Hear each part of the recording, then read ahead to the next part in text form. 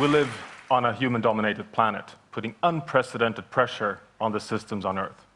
This is bad news, but perhaps surprising to you, it's also part of the good news. We're the first generation, thanks to science, to be informed that we may be undermining the stability and the ability of planet Earth to support human development as we know it.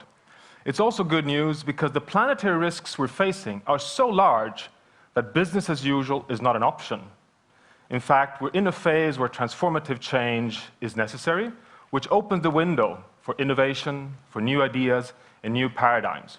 This is a scientific journey on the challenges facing humanity in the global phase of sustainability. On this journey, I'd like to bring, apart from yourselves, a good friend, a stakeholder who's always absent when we deal with the negotiations on environmental issues, a stakeholder who refuses to compromise: planet Earth.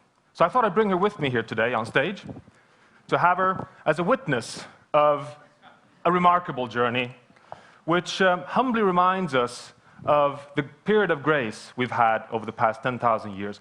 This is the living conditions on the planet over the last 100,000 years. It's a very important period. It's roughly half the period when we've been fully modern humans on the planet. We've had the same, roughly, abilities of developed civilizations as we know it. This is the environmental conditions on the planet, here used as a proxy temperature variability. It was a jumpy ride. 80,000 years back in a crisis, we leave Africa, we colonize Australia in another crisis 60,000 years back, we leave Asia for Europe in another crisis 40,000 years back, and then we enter the remarkably stable Holocene phase, the only period in the whole history of the planet that we know of that can support human development. 1,000 years into this period, we abandon our hunting and gathering patterns. We go from a couple of million people to the 7 billion people we are today. The massive timing culture, we invent agriculture, we domesticate animals and plants. You have the Roman, the Greek, and the story as you know it. The only phase as we know it that can support humanity. The trouble is, we're putting a quadruple squeeze on this poor planet, a quadruple squeeze which, as its first squeeze, has population growth, of course. Now, this is not only about numbers. This is not only about the fact that we're 7 billion people committed to 9 billion people. It's an equity issue as well.